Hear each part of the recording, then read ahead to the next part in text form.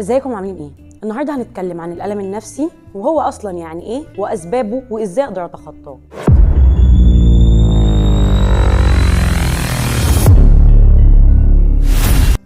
الألم النفسي هو حالة من المعاناة العاطفية والنفسية واللي بتكون بسبب الضغوط اليومية مثلا زي الأسرة والشغل. طب هو ده السبب الوحيد اللي بيعمل ألم نفسي؟ لأ، لو في تجارب سلبية في حياة الشخص ده بيسبب له برضو ألم نفسي زي الحوادث والحروق وفقدان شخص عزيز عليك.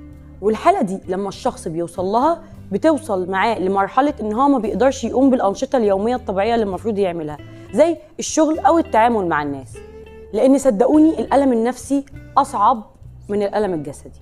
طيب خلونا نتعمق شوية في الأسباب. طبعا احنا قلنا السبب الرئيسي أو اللي موجود عند كل الناس اللي هي الضغوطات اليومية اللي هو التوتر الدائم. طيب بتقف عند الأسباب دي بس؟ لا طبعا.